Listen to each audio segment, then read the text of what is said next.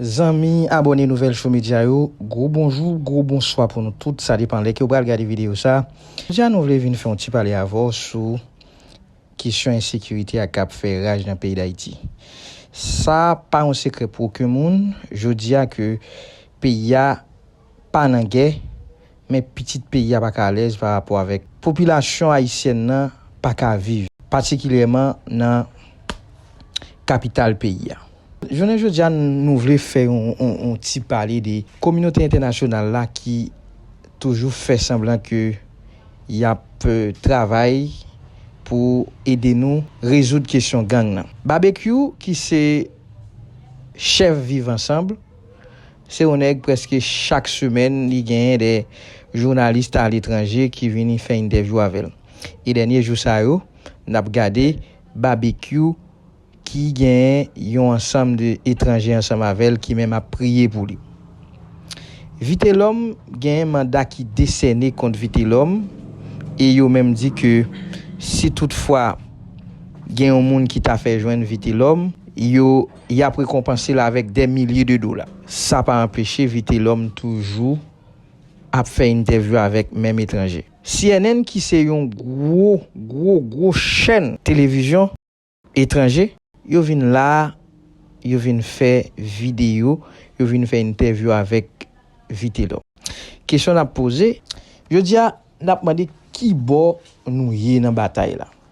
Et qui bon nous yé dans problème ça. Est-ce qu'il y a un monde qui a pu résoudre problème ça pour nous aider nous résoudre problème ça ou bien nous gen monde qui continue passer dans la bêtise. On suit comment barbecue, Jimmy Cherizier alias barbecue, lui-même a prié. Une équipe étrangère était venue pour prier ensemble avec. This mighty man that you've chosen, you've kept alive for such a time as this. I pray, God, as he surrenders more and more to you, Jesus, and sees everything as a spiritual war, you'd open his eyes. Pray you'd protect him from the wicked one. I pray, God, angels would be around this home. Pray you fill him with your spirit, God. Give him new eyes and heart. Increase his capacity for love. More than even himself, with that coming from you. Lord, let him know how many believers are praying for him and the work he's doing here. So, God, may justice come to this area and to this nation. And we thank you, Father, for Jimmy. In Jesus' name, amen. Amen. All right. This mighty man that you've chosen, you've kept alive for such a time as this. I pray, God, as he surrenders more and more to you, Jesus, and sees everything as a spiritual war, you'd open his eyes. Pray you'd protect him from the wicked one. I pray, God, angels would be around this home. Pray you fill him with your spirit, God. Give him new eyes and heart. Increase his capacity for love. More than even himself, with that coming from you. Lord, let him know how many believers are praying for him and the work he's doing here. So, God, may justice come to this area and to this nation. And we thank you, Father, for Jimmy. In Jesus' name, amen. Amen. All right. Et la preuve bien grand, gagné ambassadeur américain qui dans le pays d'Haïti, monsieur confirmé, il affirmé dans une interview li te bay dans Radio Métropole, monsieur affirmé que li kon parler avec chef gang. Pas oublier de gon dernière vidéo côté barbecue te parler de rencontre li kon participer dans ambassade américaine. Gen des moun qui te dit c'est diversion, gen moun qui te dit c'est menti. Eh bien, jodi a nous ka commencer par rapport avec interview ça ambassadeur américain dans pays d'Haïti a bay avec Wendell Théodore dans émission Le Prin, nous ka commencer tout bon vrai dans qui ça pays après. Qui est-ce qui vient retirer nous dans problème ça? Phénomène insécurité à qui est monde qui de elle? Phénomène insécurité est-ce qu'elle gagne seulement haïtien de elle, nous pas connaît. Est-ce qu'elle gagne mais pays étranger là-dedans, nous pas connaît. Monsieur l'ambassadeur, est-ce que l'ambassade entretient par moment des relations avec les chefs de gang? Si oui, dans quel moment? En termes de négociation avec les gangs, non, dans le passé, quand j'ai pas dit négociation. J'ai pas dit négociation. Négociation peut venir après, mais je parle de relations. Quelles sont les relations de l'ambassade des États-Unis avec les chefs de gang? Non, c'est limité. De temps en temps, il y a des contacts des gangs et pour nous, c'est de contrôler la sécurité dans la région de l'ambassade. C'est limité à ça. Mais ils sont des criminels. Nous n'avons pas entré d'avoir des bonnes relations. Mais si c'est une question de voir la sécurité de l'ambassade et mon personnel, de temps en temps, il y a ces échanges. Qu'est-ce que vous leur demandez dans ces échanges-là?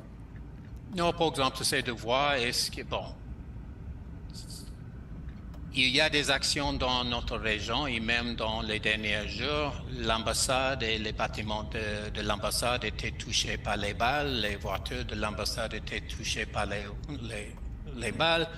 Alors de voir est-ce que c'est vraiment une attaque contre l'ambassade ou c'est à cause de conflits dans la région. Alors c'est de confirmer les intentions des gangs, mais c'est limité à ça. Nous n'avons pas entré d'être le point de contact avec les gangs. Très bien. Monsieur l'ambassadeur, est-ce que quand les chefs de gang doivent recevoir des journalistes américains, est-ce que vous les appelez pour leur demander un cessez-le-feu? Pour moi, bon, nous n'avons pas contrôle de la presse américaine. Depuis longtemps, j'étais préoccupé de voir ces journalistes qui veulent parler avec les membres de gang, les leaders de gang, parce que je pense que ça donne un certain privilège à eux qui n'est pas mérité. Mais en même temps, nous ne pouvons pas le contrôler. J'ai vu avec ce gouvernement, avec les leaders de police nationale, si on fait la comparaison avec l'ancien gouvernement, il y a beaucoup plus de contact avec le public. Quand j'étais ici, quand je suis arrivé en mars, j'ai vu il y avait ces entrevues avec les leaders des gangs, mais en effet, les leaders du gouvernement n'étaient pas disponibles pour les journalistes, ce n'est pas le cas maintenant. Alors pour moi, il y a un certain risque de privilégier, de donner en plateforme aux leaders des gangs, mais nous n'avons pas le contrôle de nos journalistes.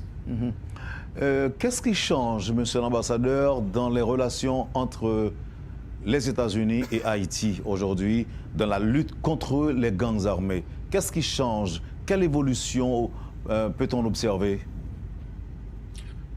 Bon, nous sommes engagés au niveau du conseil présidentiel. Je m'excuse, vous êtes toujours à parler? Oui, mais allez-y. Non, non, je vous écoute. OK, non. Il y a un certain délai de vidéo ici. Non, alors bien sûr, nos activités sont directement liées avec la sécurité, soit dans les contacts avec le conseil présidentiel, soit avec le gouvernement. Nous sommes engagés toujours en termes de nos efforts de renforcer la capacité de MSS, aussi de renforcer la capacité de police nationale. Depuis mon arrivée, il y avait des dizaines de véhicules qui étaient donnés à la police nationale. Nous avons aidé avec les munitions pour eux, avec leur formation. Nous sommes toujours en contact de voir quels sont les gaps de capacité et comment nous pouvons aider. Avec le MSS, je pense que ce qui s'est passé à New York avec les réunions de l'ONU et le rôle que, à l'époque, président Leblanc, en nom de CPT, a fait l'entrée du gouvernement haïtien d'augmenter la capacité d'opération. Parce qu'ils ont vu, il fait longtemps, pour renforcer la capacité. Maintenant, il y a des véhicules de MSS. C'est une opération internationale maintenant. Et il y a des efforts de même renforcer ces capacités.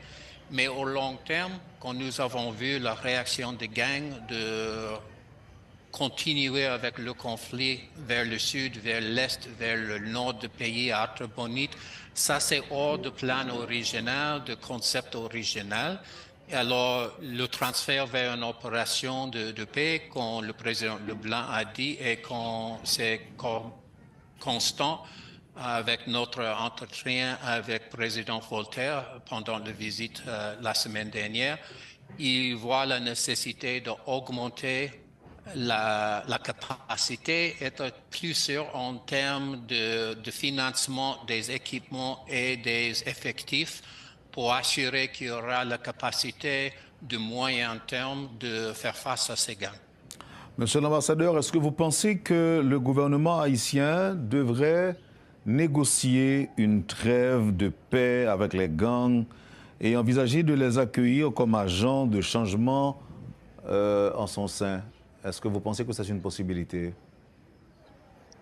Non, en termes de négocier, non. Il y a plusieurs opérations, il y a plusieurs exemples qui éventuellement on a trouvé une solution, mais c'est le fin du processus. Et chaque fois que les gangs ont suggéré en cessez-le-feu, c'est toujours pour protéger l'opposition, pour les aider de continuer avec leurs actes criminels. Ils n'ont pas montré l'idée, l'intention de retourner, d'être les citoyens communs.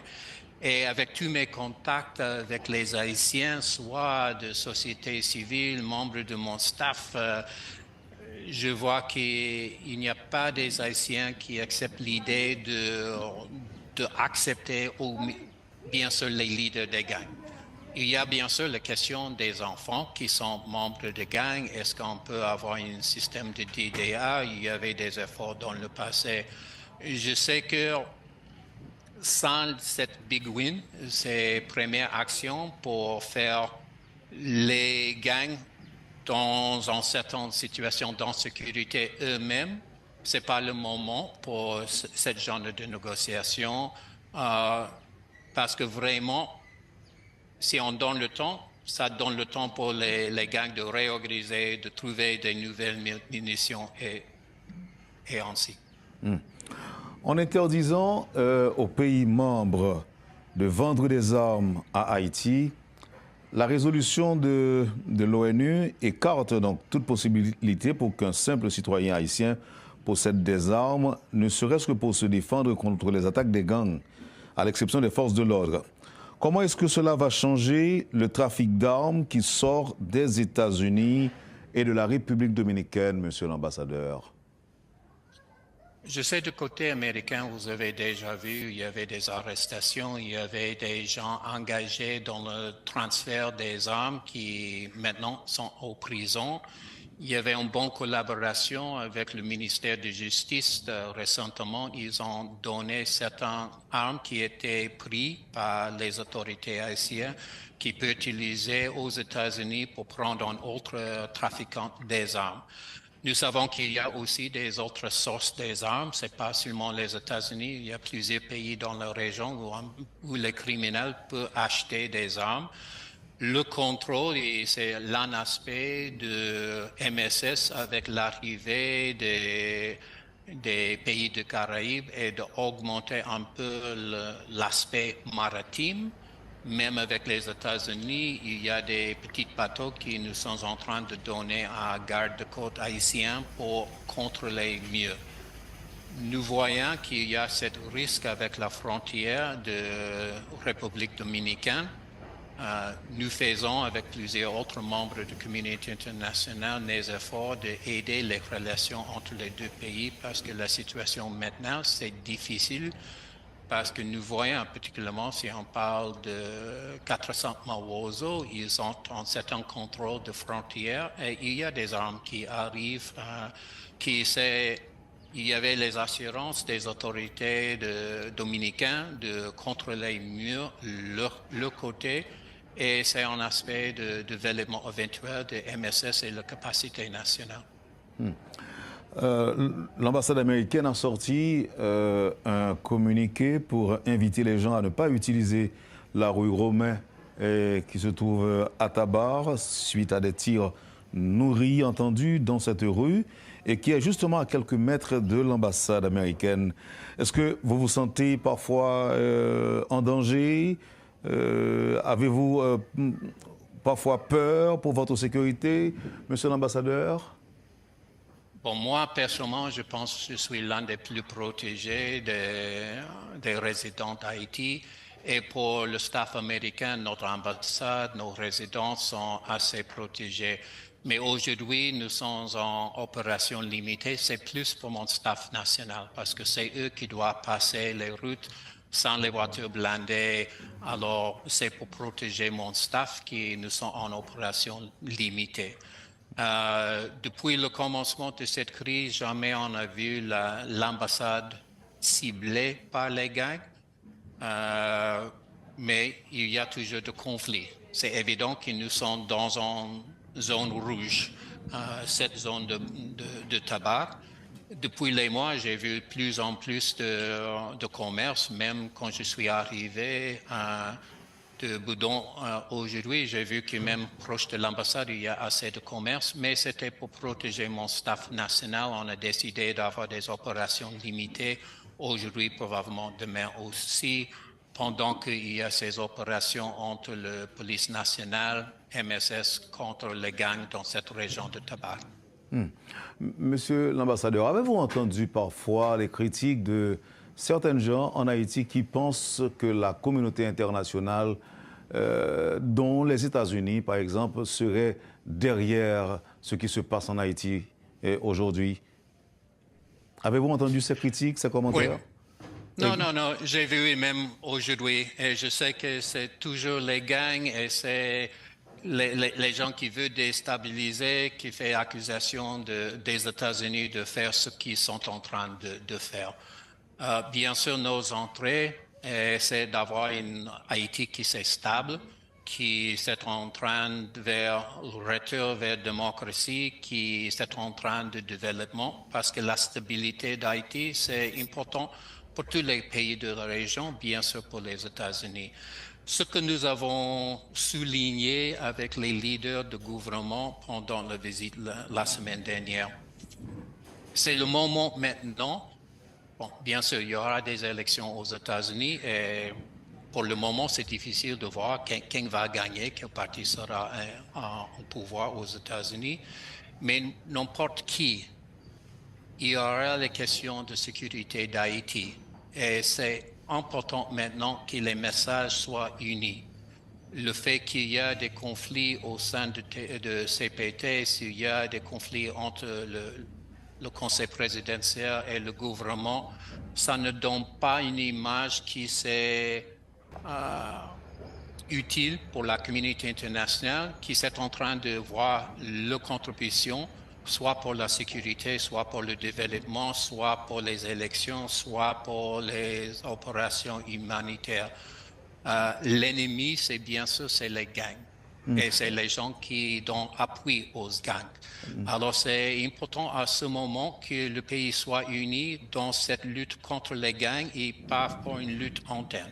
Est-ce que ça veut dire, monsieur l'ambassadeur, que l'option d'une implication directe des États-Unis dans la lutte contre les bandits peut être envisagée ou bien n'est pas à écarter? Cette option n'est pas à écarter. Bon, évidemment, il y aura un changement de gouvernement américain, soit continuation du même parti ou soit un autre parti. Alors, c'est pour eux, c'est de décider les options. Mais pour le moment, je ne vois pas l'appui de population américaine d'entrer dans un autre conflit. C'est toujours notre préférence de donner l'appui nécessaire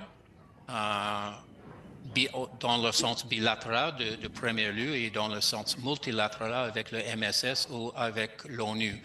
Et je pense que c'est même ces activités des derniers jours, c'est important pour cette discussion qu'ils sont en train de faire à New York aujourd'hui pour avoir vraiment une réaction internationale. C'est vrai qu'il y a plusieurs pays qui ont fait la contribution de leur police, de leur militaire pour le MSS. Il y a la France, les États-Unis, Canada, particulièrement Canada et États-Unis qui a financé l'opération. Mais on n'a pas vu une grande réaction de tous les pays de la région, de communauté internationale pour financer et donner les moyens nécessaires pour le MSS. Alors, dans ce sens, c'est important de renforcer la capacité, mais toujours pour nous, notre préférence est de voir les options multilatérales. Nous avons compris à travers vos propos, Monsieur l'ambassadeur, que ce qui se passe en Haïti, je dirais même le bras de fer, si je peux m'exprimer en ces termes, entre le CPT et la primature pourrait, selon vous, projeter une mauvaise image. Je pense que la phrase créole est « il n'a pas jeté un chaudier usé pour chaudier neuf ». Alors, ça veut dire que ce n'est pas le moment de recommencer au zéro avec le processus politique. On a vu et on a salué le Conseil présidentiel pour le progrès qu'ils ont fait en établissant la commission électorale, pour établissement la commission pour la réforme constitutionnelle, même pour établir ce gouvernement avec un premier ministre qui a beaucoup travaillé. Dans nos contacts avec le gouvernement, on a vu les efforts de choisir les gens, particulièrement en termes de sécurité, qui sont dédiés, qui veulent avoir des changements, qui utilisent même les ressources du gouvernement pour renforcer votre propre capacité. Alors, il y a des mesures positives de deux côtés qui doivent continuer, mais de notre point de vue, quand à l'extérieur, c'est important que les deux groupes travaillent ensemble. Il reste toujours du côté de présidence avec le débat sur le changement constitutionnel. Je pense qu'il n'y a pas une vraie politique nationale et il faut penser, et ça c'est le rôle du chef d'État. Il y a beaucoup à faire, pas seulement en termes de sécurité, mais en termes de développement, de santé, des autres priorités du gouvernement, qui c'est l'obligation du gouvernement, du Premier ministre et son cabinet.